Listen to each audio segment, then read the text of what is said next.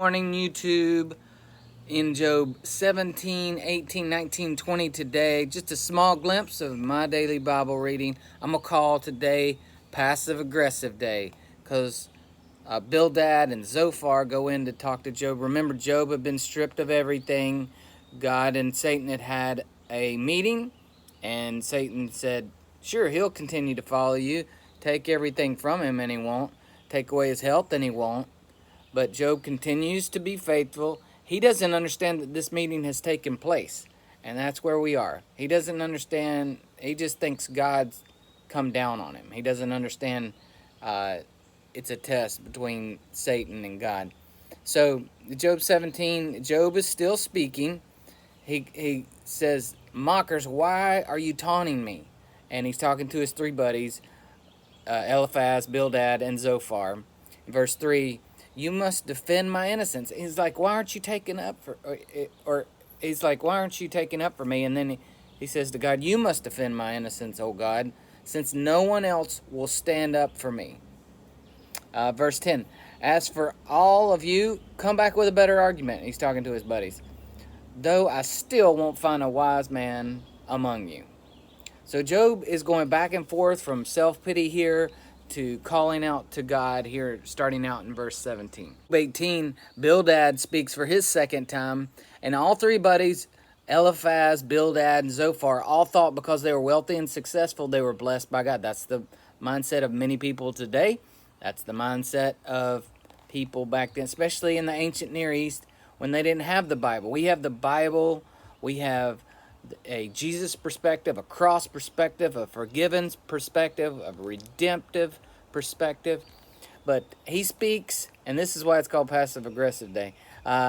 He speaks of the wicked and how they're trapped and how they're caught. In verse 15, disease eats their skin. He's sitting there telling Job this, knowing that Job has a skin disease. That's kind of passive aggressive, wouldn't you think? They're torn from their homes. They have neither children or grandchildren. And he concludes verse 21 by saying, they will say, this was the home of the wicked, the one who rejected God. They still had this false thought, this thought that Job led some secret life of sin. We read Job 19 today because this is a beautiful prophetic, what Job is seeing so far as the resurrection that happens. Job had these friends that liked to kick him when he was down. Do you have friends like that? I'm sure you do. Job says to these guys, you insult me, but my bone to pick is with God. Again, he wasn't aware of the meeting between Satan and God. So he just thought God was punishing him. Verse 6, God has wronged me, capturing me in his net.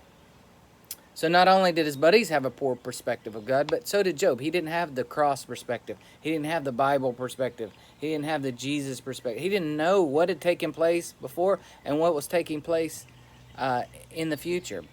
He says, my family and friends are gone, except, of course, for these three knuckleheads. My wife thinks my breast stinks. My servant won't come when I call him. My children don't even like me.